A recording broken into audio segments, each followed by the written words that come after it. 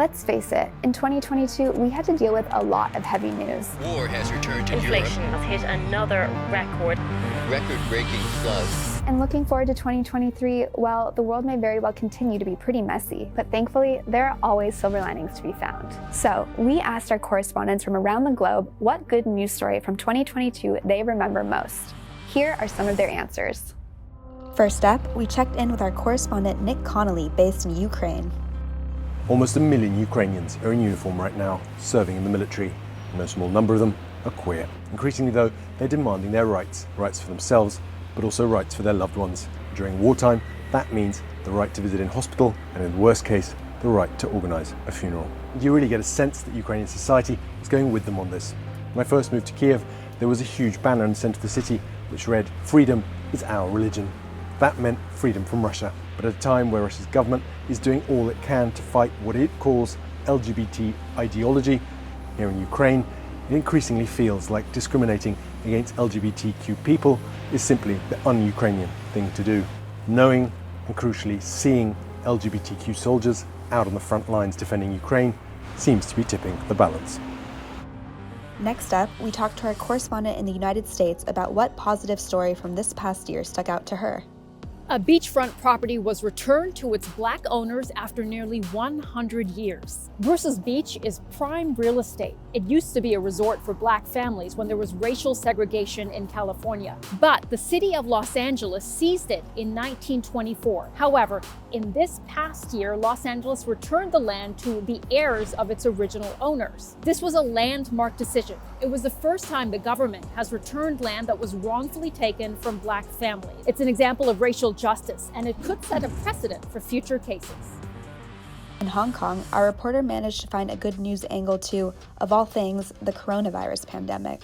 Hong Kong cancelled some of the strictest COVID border controls in the world this year. That includes the unpopular compulsory hotel quarantine that had been imposed since the pandemic began. And now, Hong Kong people are allowed to travel overseas for the very first time in nearly 3 years. Many rushed to buy flight tickets right away. It's not only the happiest and long-awaited moment for travel lovers, but also for Hong Kongers abroad who could finally visit their families after years. The loosening zero-COVID policy also brought international sports events and concerts back to town, something that could be little cheers for the long-depressed city. Next up, we checked in with Yulia Han, our DW correspondent based in Istanbul.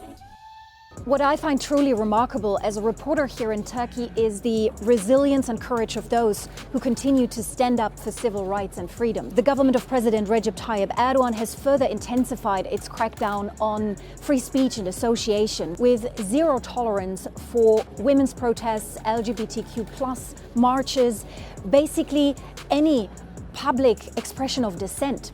And yet, groups like the We Will Stop Femicide platform and other human rights defenders manage to organize and make their voices heard. We won't be silenced. This is their message, a message that will resonate next year as well when the country holds crucial elections.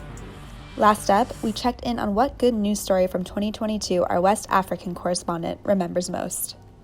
My favorite story from 2022 revolves around a man named Dr. Abdel Haidara, who has been working tirelessly to preserve Mali's written history. The historical documents he's helped rescue go back to the 11th century. They cover a broad range of subjects from African scholars in Timbuktu, a key seat of Islamic world studies. Topics range from surprisingly contemporary ones such as sex tips to ever-relevant teachings about peacekeeping and good governance. This year, Dr. Haidara partnered with Google to digitize more than 40,000 pages of the delicate manuscripts, ensuring that Mali's long legacy of academic excellence is preserved. So there you have it, some good news you might have missed. And what about you? What are some good news stories that happened in 2022 in your country that you'll look back on and remember?